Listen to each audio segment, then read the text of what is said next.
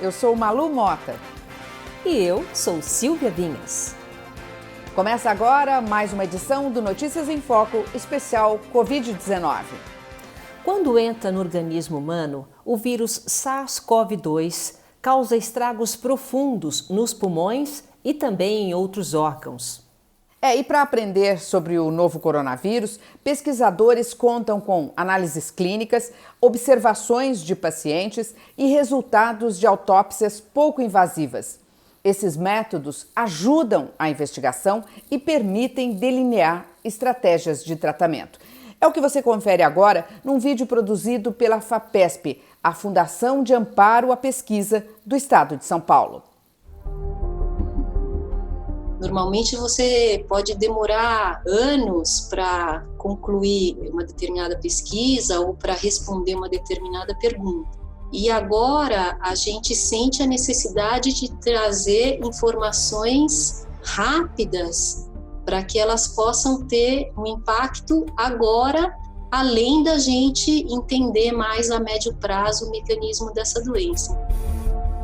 Essa doença, ela está levando a gente a aprender muitas coisas. A gente está aprendendo a tratar da doença durante a pandemia. É isso que está acontecendo e por isso que ela é tão assustadora.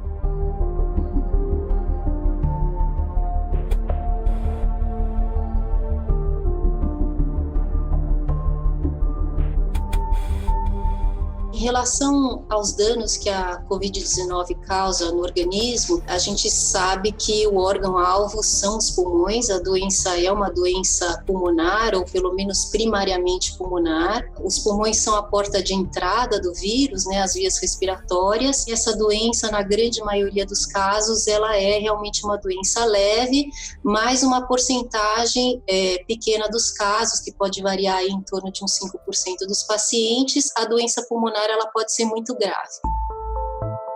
Para que possam ocorrer as trocas gasosas no pulmão, é importante que a gente tenha tanto uma preservação do território alveolar dentro do alvéolo, onde chega o ar, como dos vasos sanguíneos que passam nesse território alveolar.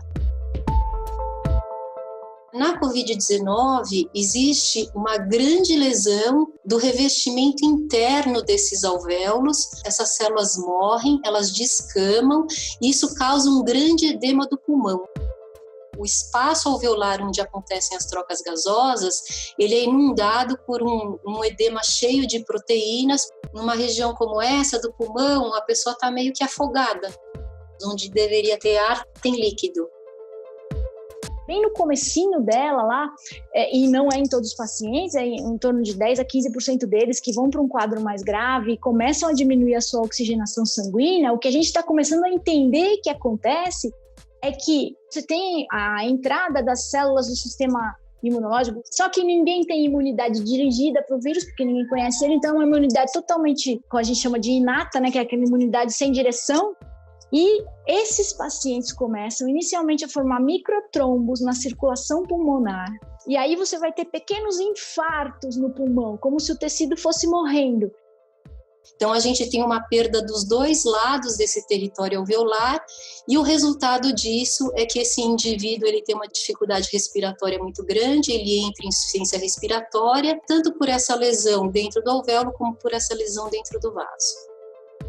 Em relação à comparação da Covid-19 com a SARS e a MERS, existem claramente semelhanças, são doenças causadas por coronavírus, mas existem diferenças importantes também. Essas foram epidemias que foram relativamente localizadas, não atingiram o mundo inteiro, com um número limitado de pacientes. Agora que nós estamos frente a uma pandemia com outras populações atingidas e um número muito maior de pessoas atingidas, a gente começa a ver manifestações diferentes na Covid-19 que não foram nunca descritas nem na SARS nem na MERS.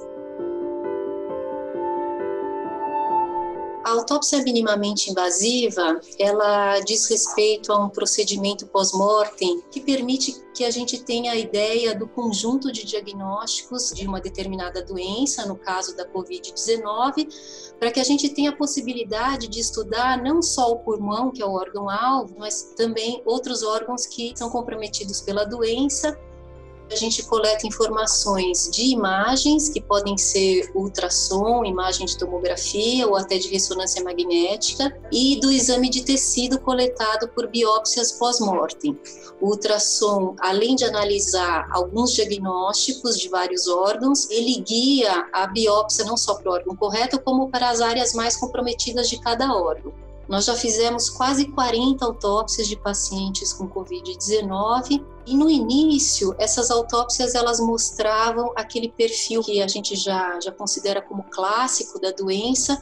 Agora a gente começa a ver um espectro maior de indivíduos atingidos pela doença, temos visto pacientes mais novos. O que a gente entende é que conforme o número absoluto de indivíduos doentes aumenta, você começa a ver manifestações realmente menos típicas e menos frequentes. A gente já entende que essa doença, apesar dela ser uma doença primariamente pulmonar, ela pode ser considerada como uma doença sistêmica. Existem indivíduos que têm manifestações renais, manifestações do sistema nervoso central, existem pacientes com manifestações cardíacas, cardiopatias, miocardites. Essas manifestações, elas são mais raras, mas a gente observa que elas começam a aparecer num número agora que não é desprezível.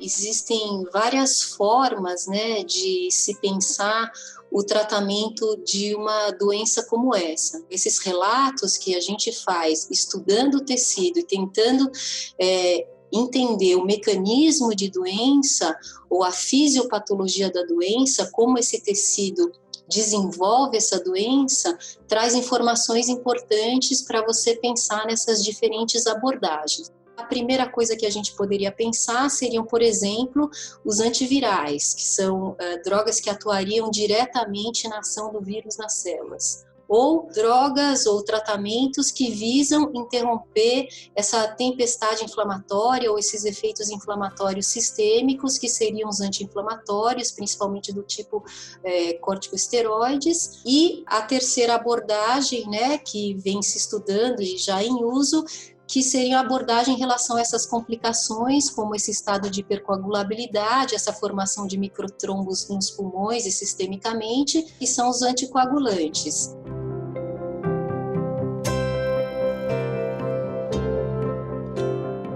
A doença é muito complexa, cada vez a gente aprende mais sobre elas, mas um dos tratamentos que a gente julga importante, que vem estudando, é a anticoagulação precoce, no momento em que se inicia essa falta de oxigenação sanguínea. Não é qualquer anticoagulante, é um derivado da heparina. A gente começou com isso no finalzinho de março, quando eu observei uma primeira paciente que tinha essa insuficiência respiratória de rápida instalação, com uma complacência pulmonar normal, o pulmãozinho dela enchia fácil, mas ela tinha uma baita hipoxemia. Eu falei, nossa, isso parece uma trombose, porque a gente vê isso em embolia pulmonar, tromboembolismo pulmonar, mas ela não tinha um quadro desse. E aí, na hora, a gente ligou a heparina, o pessoal da UTI do Sírio me ajudou, a gente fez, e ela melhorou rápido, ela melhorou em 12 horas. Com essas evidências, aí a gente foi procurar o pessoal da patologia do HC, a doutora Marisa Donikoff, o doutor Paulo, e aí saiu o nosso primeiro paper, dizendo da formação dos microcoágulos. Realmente tinha lá nos pacientes das autópsias que eles tinham feito bastante ocorrência disso, e depois os colegas da Itália também trouxeram coisas, depois os colegas da China, do Japão, foram juntando esses dados que batiam com a história. Se a gente for fazer a grosso modo agora, naquela época eram 27 pacientes, ninguém morreu, agora nós estamos com 80 pacientes, ninguém morreu. E tem que ficar claro, não é a cura da doença, de jeito nenhum, é o suporte de pacientes graves que vão parar no hospital por causa disso, é um tratamento intra-hospitalar, quer dizer, é uma coisa complexa e que não é única, que tem uma série de outros tratamentos associados a isso, mas que traz uma evolução que a gente está muito feliz assim, com o que a gente está tendo até agora.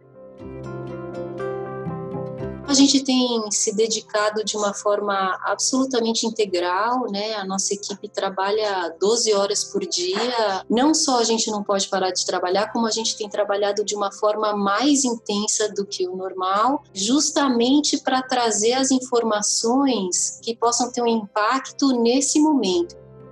Por outro lado, a situação é muito grave, o número de mortes aumentando bastante, né?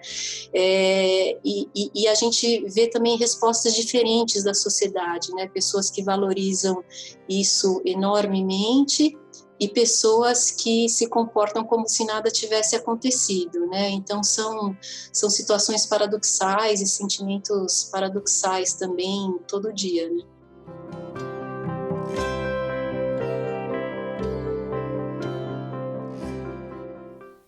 Lembrando que esse estudo analisa pacientes em estado grave. Para a maioria das pessoas que contraem o vírus, os sintomas mais frequentes são febre, tosse seca e cansaço, que se instalam aos poucos, cerca de uma semana após contrair a infecção. Alguns deles sentem também dores no corpo e de garganta, além de congestão nasal. E o Notícias em Foco fica por aqui. Lembrando que você pode acompanhar esta edição também nas nossas redes sociais, no Instagram, no Twitter, no Facebook e no YouTube. E nós encerramos com uma apresentação do pianista Hércules Gomes. O capixaba se destaca pelas influências de ritmos brasileiros. Em 2018, ele lançou o álbum No Tempo da Chiquinha, em comemoração aos 170 anos da pianista e compositora Chiquinha Gonzaga. E a gente fica com uma faixa desse trabalho, a música Gaúcho. Até a próxima!